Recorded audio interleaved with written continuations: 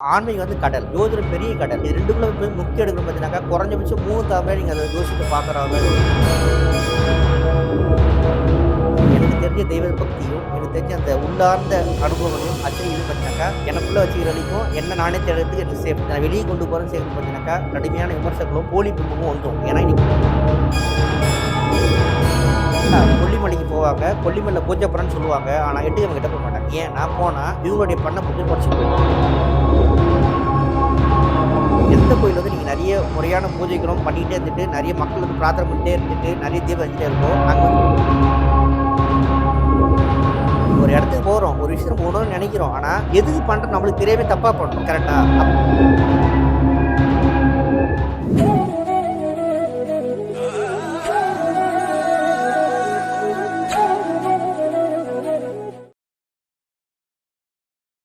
இப்போ ஒரு சில பேருக்கு பாத்தீங்கன்னா, இப்ப நீங்க சொன்னீங்க இல்லையா, தெய்வ அனுகிரகம் இருக்கும். இந்த தெய்வ சக்தியோடயே தான் வந்து ட்ராவல் பொறந்திருப்பாங்க. பண்ணுவாங்க. அவங்களுக்குன்னு வந்து தெய்வத்தோட இது இல்லாம இருக்காது. மேடம் எங்கள் வீட்டு பக்கத்தில் ஒரு குழந்தை இருக்கு மேடம். அந்த பொண்ணு அவங்க பொண்ணுக்கு ஜாதகம் பார்த்து ஹஸ்பண்ட் ஒய்ஃப் டைவர்ஸ் ஆகிருக்கிறாங்க. அவங்க பொண்ணு ஜாதகம் கேட்டேன், அப்பா எப்படின்னு பார்த்தா அந்த பொண்ணு ஜாதகத்தில் 12ஆம் இடத்துல சந்திரன் சனி கேது 3மே இருந்தது.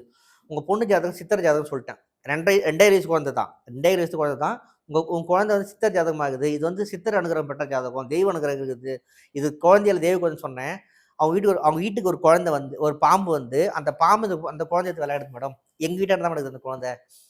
யோசிச்சு பாருங்க. அவங்க அம்மா அப்படி கண்ணை யோசிச்சு சொல்கிறாங்க. நான் சொல்லிட்டேன், உன் பிள்ளை அடிக்காத, அது தெய்வ பிரியாகுது, அதை இன்னும் நல்லா வளர்த்து அது 4 பேர் உபயோகப்படுற மாதிரி நல்ல படிப்பை கொடு, நல்ல அறிவை கொடு, நல்லா வளர்த்து விட்டுரு அப்படின்னு. அது சித்தர் சொன்னாக்கா அந்த பொண்ணு வந்து காய் வச்சு கட்டி திருவண்ணாமலைக்கு அமைச்சு சொல்கிறது கிடையாது. அவங்களுடைய பழக்க வழக்கங்களையும் படிப்பையும் அவங்களுடைய ஒழுக்கத்தையும் வேற மாற்றி கொண்டு போய் சேர்த்துட்டாக்கா இன்னும் ஈஸியாக ரீச் ஆகிடுவோம்னு சொல்லுவாங்க. இதுதான் சார் இன்றைய மக்களுக்கு ஒரு பெரிய புரிதலே இல்லை. இப்போ ஒரு பெண்ணுக்கு வந்து சாமி சக்தி இருக்கு, அவ வந்து குறி சொல்றான்னா உடனே அவளை தூக்கிட்டு போயிட்டு எலுமிச்சம்பழத்தை கொடுத்து சாமியாக்கி விட்டுறது. அந்த பொண்ணுக்குன்னு ஒரு வாழ்க்கை இருக்குன்னு யோசிக்கிறது கிடையாது. மேடம் நீங்க நல்லா வாழற பொண்ணுக்கு வாழ்க்கை கொடுக்க மாட்டேங்க, சாமியார் பொண்ணுக்கு வாழ்க்கை கொடுப்பாலும் என்ன? அது கரெக்ட். நல்லா வாழணும் ஒரு பொண்ணு ஆசைப்படுது, மனசு பூரா ஆசை இருக்கும், நல்ல குடும்பத்தோட வாழணும், நல்ல புருஷனோட வாழணும் ஆசைப்படுறாங்க. அந்த பிள்ளைய நம்ம வந்து தப்பான பட்டம் கட்டி தப்பா பேசி அந்த பொண்ணை வாழ விட மாட்டோன்றோம். அந்த பொண்ணு வாழ இருப்படலாம், அந்த பொண்ணு வாழ்க்கை கெடுக்கிறதுக்கு என்ன பண்ண பார்ப்போம். நீங்க அப்படியே விட்ட மக்கள் கிட்ட போய் நீங்க போயிட்டு இந்த மாதிரி பேசுறோம் என்ன பண்ணுவாங்க? அவ்வளவுதான், எலுமிச்சம்பழத்தை கொடுத்து விபூதியை கையில கொடுக்க அவ்வளவுதான், வரட்டா அப்படின்னு போக வேண்டியதுதான். 2 விஷயம் தான். ஆன்மீகம் வந்து கடல், ஜோதிடம் பெரிய கடல். இது 2க்குள்ள போய் முக்தி எடுக்கணும் பார்த்தீங்கன்னாக்கா, குறைஞ்சபட்சம் 3 தலைமுறை நீங்க அதில் ஜோசியத்தை பார்க்குறவங்க 3 தலைமுறையாக குறைஞ்சபட்சம் நீங்க ஜோசியம் படிச்சுட்டே இருக்கணும். படிச்சாதான் வந்து பார்த்தீங்கன்னா ஜோசியோட முழு கடலையும் நீங்க ஒப்படைச்சு நம்மகிட்ட பேசலாம் நடக்கும். ஆனால் நம்ம வந்து இன்னைக்கு என்ன நடக்குதுனாக்கா, எல்லாமே ஒரு கடல் மேலே ஒரு அலையை தொடரும் இல்லையா, பாதம் தொடரும் இல்லையா, ஒரு கடல் வருது, அலை வருது, அதே பாதை வைக்கிறோம் இல்லையா, அது மேலே அலை தான் நம்ம வந்து பார்த்தீங்கன்னா நீங்கள் படிச்சுக்கிற பேசிக் நாலேஜில் கூடிய ஆன்மீகமும் ஜோதிடமும். ஏன் சார், இப்போ நீங்க சொன்னீங்க இல்லையா, ஒரு அம்மா சாமி ஆடினாங்க அப்படின்னு சொல்லிட்டு, அதே மாதிரி இப்ப நிறைய பேருக்குள்ள வந்து அந்த இது இருக்கும், அது அவங்களுக்கு தெரியாது. பொய்யா சாமி ஆடுறவங்களை பத்தி நான் பேசல, நான் நிஜமா இருக்கவங்க, இந்த அருள் வாக்கு சொல்றவங்க, அந்த மாதிரி ஆட்களை பத்தி பேசுறேன். இவங்க எல்லாம் கொல்லிமலைக்கு போனா என்ன மாற்றங்கள் உணரலாம்? அங்கேயும் ஆடுவாங்க, அங்கேயும் ஆடுவாங்க. நீங்க சொன்னீங்கல்ல கொல்லிமலைக்கு போனால் என்ன நடக்கும் கேட்டாக்கா, கொல்லிமலைக்கு என்னோட அனுபவத்தில் சாமி ஆட வந்தவங்க என் கூட வந்துட்டு எனக்கே போலியே சாமி ஆடலாம் உண்டு. அதாவது அவங்க குடும்ப சண்டையை என்னை வச்சு பண்ணலாம் உண்டு. 2 விஷயம் தான். நான் இன்னைக்கு வெளியே பார்த்தீங்கன்னாக்கா 34 வயசுல இதுலேயே என் சாமி வந்துக்கிட்டேன் மேடம். சாமி வந்தது அப்படின்னாக்கா அது எப்படி உணருன்றது எனக்கு தெரியும், அது எப்படி வந்து ஹேண்டில் பண்ணுறது எனக்கு விஷயம் தெரியும். நான் 2 விஷயம் தான். உங்களுக்கும் சாமி வரும், தம்பி சாமி வரும், எனக்கும் சாமி வரும். 2 நிமிஷம் ஒரு வைப்ரேஷன் இருக்கும், ரொம்ப அதிகமாக வரும். ஆனால் வந்து அதை கட்டுப்படுத்துறதுக்கான வழி நம்மளுக்கு தெரியணும். நீங்கள் ஒரு கட்டத்துக்கு மேலே அது வந்து ரொம்ப இழுத்து உள்ளே சொல்லிட்டீங்க அப்படின்னு கேட்டாக்கா உங்களை வந்து வாழ விடாது. உங்களுக்கு வந்து அதை நோக்கி நிறைய போகும். நிறைய விஷயம் பார்த்தீங்கன்னாக்கா இன்றைக்கும் கிராமங்களை பார்த்தீங்கன்னாக்கா என் பொண்ணு மேலே சாமி வருது, கட்டி விடுங்க, இருக்கா இல்லையா, திருநீர் போட்டு விடுங்க, இது வேண்டாம், பொண்ணு வாழ்க்கை கெட்டு போயிடும், இந்த பையன் ஆடி, இதெல்லாம் இருக்கா இல்லையா, நிறைய டைம் பார்த்துருக்கேன். வந்து பார்த்தீங்கன்னாக்கா அப்போ வந்து பார்த்தீங்கன்னாக்கா சாமி வரும், கண்டிப்பாக வரும், எல்லாருக்கும் வரும். நான் மறுபடியும் சொல்கிறது தான், அது வந்துனாக்கா உங்களுக்குள்ளே உணர்ந்து நல்லா புரிஞ்சுங்க. வெளியே சொல்லிக்க வேண்டாம், உங்கள் மேலே சாமி வருதுன்றதை வெளியே சொல்லிக்க வேண்டாம், வெளியே காட்டிக்க வேண்டாம். உங்களுக்குள்ளே உணர்ந்து உங்களை தேடி இன்னும் நிறைய தேடிங்க அப்படின்னாக்கா நீங்களே சாமி நிஜமான சாமியே ஆகலாம். எப்படி சார் அவங்களால அதை உணர முடியும்? வெளியில சொல்ல முடியாதுன்றீங்க, இப்ப நமக்குள்ள அது வருதுன்றது எப்படி உணர முடியும்? எனக்கு வந்து பார்த்தீங்கன்னாக்கா நல்ல அசிரிகள் வரும்.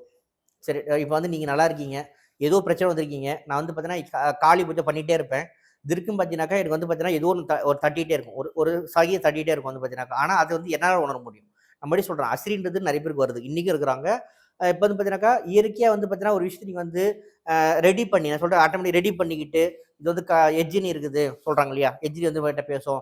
இந்த இந்த குடுவை குடுத்துர்றேன், அந்த குடுவை குடுத்துர்றேன், இது காதுல வச்சு கேட்கும். அது அந்த மாரிலாம் இல்லாம, நீங்க பண்ண வழிபாடுகள்ல தெய்வம் உங்கள தேடி இயற்கையா வந்து சில சிமிக்கைகள் காட்டும். சரிங்களா? அது வந்து நம்மளால உணர முடியும். நல்ல பூஜையில பண்றவங்க கண்டிப்பா காட்டும். இது வந்து நீங்க யாரையுமே தனியாலாம் தேட வேண்டாம். நீங்க நல்லா மனசார்ந்து, உள்ளார்ந்து இறங்கி பூஜை பண்ணீங்கன்னாக்கா, உங்களுக்கே சொல்லும். நான் இப்ப உட்காந்துருக்கேன், இதுக்கு ஏதோ சொல்லுது அப்படின்னா, இந்த அம்மாவுக்கு சொல்லுங்க அப்படின்னா கண்டிப்பா வந்துரும். ம். இதுதான் நம்மளா உணர்றது. இத வந்து போயிட்டு நான் சொல்லிட்டு இருந்தேனாக்கா, நீங்க சொன்ன மாரி அன்வான்டட் கமெண்ட்ஸ் வரும். ம். வந்துட்டானுங்க ஏமாத்துறதுக்குன்னு பேசிருவானுங்க. அதனால பார்த்தீங்கன்னாக்கா, எனக்கு தெரிஞ்ச தெய்வ பக்தியும், எனக்கு தெரிஞ்ச அந்த உள்ளார்ந்த அனுபவங்களையும், அசிரியிலும் பார்த்தீங்கன்னாக்கா, எனக்குள்ள வச்சுக்கிற வரைக்கும் என்ன நானே தேடுறதுக்கு எனக்கு சேஃப்டி. இத நான் வெளிய கொண்டு போறேன்னு சேர்க்கணும் பார்த்தீங்கன்னாக்கா, கடுமையான விமர்சனங்களும், போலி பிம்பமும் வந்துரும். ஏன்னா, இன்னைக்கு இருக்கிற காலகட்டங்கள் அப்படி இருக்குது. குறிப்பா கொல்லிமலைக்கு போறவங்க பார்த்தீங்கன்னாக்கா, நல்ல சாமியார்கள் பேர் வரமாட்டாங்க. ம்ஹ்ம். ஆன்மீக தேடல் உள்ளவங்க வந்து அந்த இடத்துக்கு போனா வந்து நெறைய மாற்றங்கள் எனக்கு உணரலான்றாங்க. இருக்கேன் மேடம். நெறைய பார்த்துட்டு தான் மேடம் இருக்கேன். நெறைய டைம் பார்த்துட்டு இருக்கேன். கடல் புண்ணியத்துல நெறைய மாற்றங்கள் வந்துன்னு தான் இருக்குது. ஏன் அப்படின்னு கேட்டாக்கா, முதல்ல வந்து பார்த்தீங்கன்னாக்கா, நெறைய தேடிட்டு இருக்கேன். நெறைய கிடைச்சிட்டு இருக்கு. 2 விஷயம் தான். குறிப்பா பார்த்தீங்க அப்படின்னாக்கா, அடிக்கடி நமக்கு சில ஜாதக அமைப்பே என்னன்னு தெரியாது. எனக்கு வந்து பார்த்தீங்கன்னாக்கா, நான் வந்து சில அகோர தெய்வம் நான் வந்து முதல்ல வந்து சாதுக்கள் தான் கும்பிட்டுருந்தேன். அப்புறம் சித்தர்ல கும்பிட்டுருந்தேன். ஜீவ சமாதியில நெறைய போயிட்டே இருந்தேன் வந்து பார்த்தீங்க அப்படின்னா. அப்புறம் பார்த்தீங்கன்னாக்கா, என்னோட ஜாதகத்த வந்து வழிபாட கொண்டு வரேன்னு சொல்லிட்டு நான் அப்படியே ட்ராக் மாத்திக்கிட்டேன். அதுக்கப்புறம் தான் பைரவர் புடிச்சேன். அப்புறம் காளி புடிச்சேன். கடைசி இவங்க 2 சேர்த்து நான் கொல்லிமலை கொண்டு போய் சேர்த்துட்டேன்னு வச்சுக்கங்களேன். இப்ப அது நம்ம வழிபாடு பண்ண பார்த்தீங்கன்னாக்கா, நமக்கு நெறைய நல்ல மாற்றல் தெரியுது. இத தான் நம்ம வந்து மத்தவங்க சொல்லிட்டு இருக்கோம். ஆனா என்னன்னு கேட்டீங்கன்னாக்கா, போறவங்க வந்து தயவுசெய்து எதிர்பார்ப்போட போறாங்க. 1. இன்னொன்னு பார்த்தீங்கன்னாக்கா, இப்போ தாந்திரிக பரிகாரங்குது. நீங்க பூஜைக்கு போறீங்க. சரி ஒரு விஷயம் உணரணும் சார் நடக்குமா நடக்காது. தாந்திரிக பரிகாரம் வச்சுங்களேன். கொல்லிமலையில 8 கிழமை கோயில் இருக்குது. நான் வந்து பார்த்தீங்கன்னாக்கா, நெறைய பேர் இங்க போனா கூட்டு கூட போ முடியல. ஏன் அப்படின்னு கேட்டாக்கா, நம்மளே தான் தப்பா நெனச்சுக்குவாங்க கூட்டு போ மாட்டேன். இங்க கோயில் இருக்குது. நான் வந்து பார்த்தீங்கன்னாக்கா, கோயிலுக்கு போவேன். நான் என்னோட யாகத்த பண்ணுவேன். நான் தனிப்பட்டவங்களா தான் போவேன். யாரையும் வந்து நீங்க போங்க போன்னு சொல்லவே மாட்டேன். ஏன்னா ஒவ்வொருத்தருக்கும் எண்ணம் இருக்கும். கொல்லிமலையில 8 கிழமை கோயில் இருக்கிறாங்க. இந்த கோயில்ல வந்து பார்த்தீங்கன்னாக்கா, அமானுஷ்யங்களு, பில்லி சூனியம், ஏவலு எதுவா இருந்ததுனாக்கா, அந்த அம்மாவுடைய கண் பார்வையில உடைஞ்சிரும். ஓ! அதாவது நீங்க சொல்றது வந்து, யார் யாரெல்லாம் வந்து இந்த பில்லி, சூனியம், ஏவலால தாக்கப்பட்டிருக்காங்களோ, அவங்களே இந்த கொல்லிமலையில இருக்கக்கூடிய 8 எட்டியம்மன் கிழமனோட முகத்த நீங்க போய் நேரா பார்க்கும்போதே உடைச்சுக்கும். அருமை. ம். ஆமா. இந்த இடத்துல விசேஷமே அதுதான். என்னோட தனிப்பட்ட முறையில பில்லி சூனியால பாதிக்கப்பட்ட சில பேர் கூட்டு போம்போது, அந்த மலை ஏற மாட்டேன்ட்டாங்க. அப்படியே தர தர தரன்னு மலை மேல இழுத்துட்டு போனேன். நான் என்னோட கைய புடிச்சு இழுத்துட்டே போனேன் நாங்க பார்த்தனாக்கா. "நீ வந்தே ஆகணும்னு" சொல்லிட்டு போயிட்டு, அந்த அம்மா கிட்ட கொண்டு நிக்க வைக்கும் போனேன். அந்த அம்மா கத்துறாங்க. "என்ன ஏன் இவ்வளோ தூரம் கொண்டு வந்து என்ன இப்படி புடிச்சிட்டேன்னு?" அந்த அம்மா கேட்கறாங்க. சாமி வந்து அந்த அம்மா ஆடுறாங்க. "என்ன வந்து இவ்வளோ தூரம் கொண்டு நிக்க வச்சிருக்க புடிச்சிட்டேன்னு" சொல்லிட்டு நம்ம அப்ப என்ன கேட்டாக்கா, எவ்வளோ பெரிய விஷயம் தெரியுமா இதெல்லாம்? அந்த அம்மா கிட்ட போயிட்டு ஏன்னா நம்ம எல்லாம் நெனைக்கிறோம், கல்லுன்னு நெனைக்கிறோம். அந்த அம்மா கிட்ட ஒவ்வொரு வைப்ரேஷன் இருக்குது. அப்படியே அதனால பார்த்தீங்கன்னாக்கா, நெறைய மாந்திரீகம் பண்றவங்க, பூஜை பண்றவங்க, சித்து விளையாட்டு பண்றவங்கலாம் பார்த்தீங்கன்னாக்கா, சில கலைகள்லாம் அவங்க வச்சிருப்பாங்க. சில பூஜை முறைகள் வச்சிருப்பாங்க. சில விஷயங்கள கையில வச்சிருப்பாங்க. இவங்க ஒரு நாளும் அந்த எட்டுக்கிழமை கிட்ட போமாட்டாங்க. ம். சரிங்களா? கொல்லிமலைக்கு போவாங்க. கொல்லிமலைல பூஜை பண்ணேன்னு சொல்லுவாங்க. ஆனா எட்டுக்கிழமை கிட்ட போமாட்டாங்க. ஏன்னா, போனா இவங்களுடைய பண்ண பூஜைகள் உடைச்சு போயிடும். அதான் போறாங்க. இன்னொன்னு, அங்க ஏன் நெறைய பேர் பார்த்தா இந்த கணவன் மனைவி பிரச்சனை இருக்கிறவங்க, இடுமருந்து இருக்கிறவங்க, நெறைய பேர் சொல்லுவாங்க இடுமருந்து வச்சிருக்கிறாங்க, மருந்து வச்சுக்கிறாங்க. அப்புறம் பார்த்தீங்கன்னாக்கா, பிரச்சனைல இருப்பாங்க. எவல் வச்சிருப்பாங்கனாக்கா, இந்த கணவன் மனைவி பாதிச்சிருப்பாங்க. கணவன் பாதிச்சிருந்தாலும், மனைவி பாதிச்சிருந்தாலும், அந்த எட்டுக்கிழமை கோயில் போனீங்க அப்படின்னா, இந்த இடத்துல பார்க்கும்போது தெரியாம பண்ணினா கூட உடைச்சுக்கும். 1 இங்க என்ன பண்றாங்க? எல்லாமே தப்பு பண்றாங்க கேட்டாக்கா, தாந்திரிக பரிகாரத்துல என்னன்னு கேட்டாக்கா, ஒரு எலுமிச்சை மரத்துல ஒருத்தரோட பேர எழுதிட்டு, நீங்க அவங்க பேர சொல்லி ஒரு சூலத்துல கொத்துனாக்கா, அவங்க அவங்க வந்து நிலைகுலிவாங்கன்ட்டு இருக்கு விஷயம் வேற. ஆனா, அதே எலுமிச்சை மரத்த வந்து நல்லா வச்சு பூஜை பண்ணாக்கா வருவானுங்க. நம்ம எண்ணம் அவங்களுக்கு ஈடேறன்ற விஷயம் இருக்கு. இதே போல கொல்லிமலை என்ன விஷயம் கேட்டாக்கா, எட்டுக்கிழமை கோயில்ல சிறு தகடுகள உங்களுடைய கோரிக்கைய 2 விஷயம் தான். எந்த கோயில் வந்து நீங்க நெறைய முறையான பூஜைகளும் பண்ணிட்டே இருந்துட்டு, நெறைய மக்கள் வந்து பிரார்த்தனை பண்ணிட்டே இருந்துட்டு, நெறைய தீபம் எரிஞ்சுட்டே இருக்கோ, அங்க வந்து இம்மீடியட்டா கனெக்ட் ஆயிட்டே இருக்கும். ஏன்னா, உங்களுக்கு வந்து போயிட்டே இருக்கிறாங்க இல்லையா?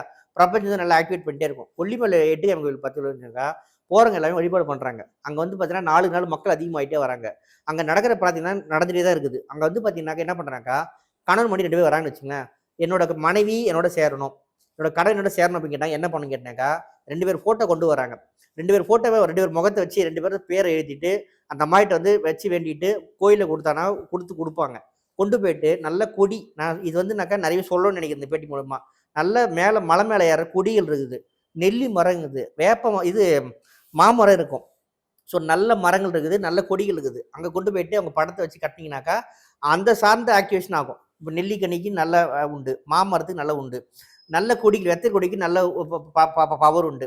இத கொண்டு போயிட்டு அதில கட்டினீங்கனாக்கா, அது பலன் கிடைக்கும். நம்ம என்ன பண்ணோம்னாக்கா, என் புருஷனோட வரணும். என்னோட மனைவி என்னோட வரணும். என்னோட காதலன் என்னோட காதலியோட வரணும்னு சொன்னா பண்ணனாக்கா, நேரா ஃபோட்டோ கொண்டு வந்து சூளத்துல சொருவிடுறாங்க. சரி, அப்போ தப்பா தப்பா இருக்குல்ல. அவங்க துணி கொண்டு வந்து சூளத்துல சொருவிடுறாங்க.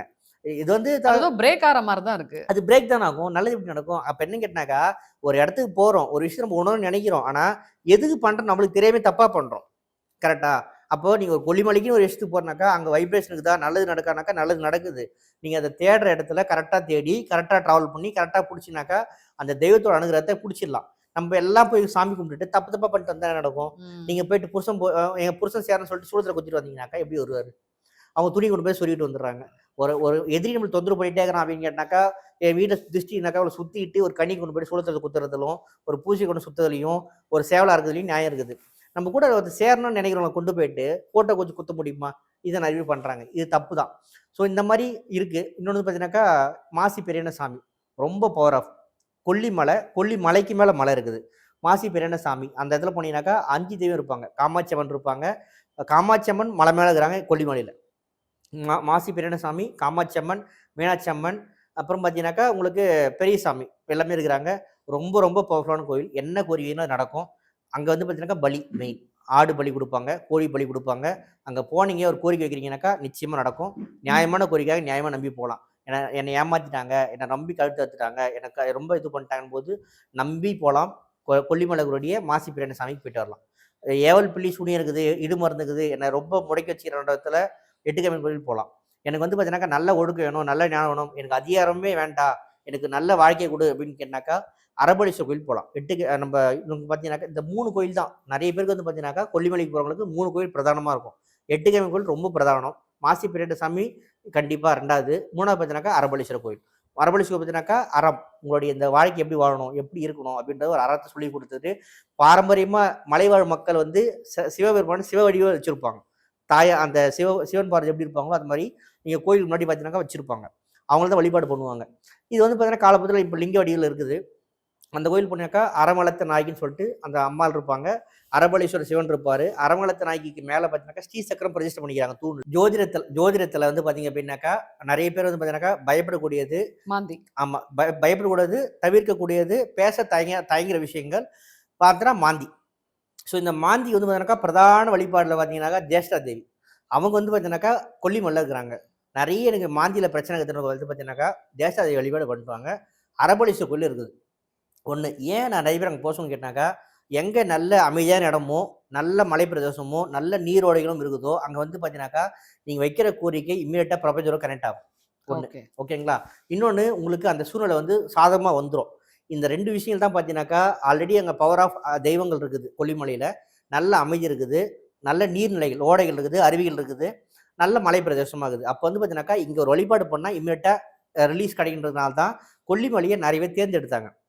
இன்னைக்கு இருக்கிற மக்களும் தேர்ந்தெடுக்கிறாங்க. சரிங்களா? ஆனா, இப்ப என்ன நடக்குதுன்னு கேட்டாக்கா, நெறைய பேர் கொல்லிமலை போனா நடந்துருமா? நடந்துமான்னா நடக்கும். ஆனா என்னன்னு கேட்டாக்கா, உங்களுக்கு முதல்ல 100% நம்பிக்கை இருக்கணும். ம். நம்ம போறது ஆன்மீக பயணத்துக்கு தான் போறோன்றத முதல்ல நீங்க நினைக்கணும். நம்ம அது நினைக்கிறதே கிடையாது. நம்ம முதல்ல அரபலீஸ் கோயில்ல போயிட்டு கும்பிடலாமா?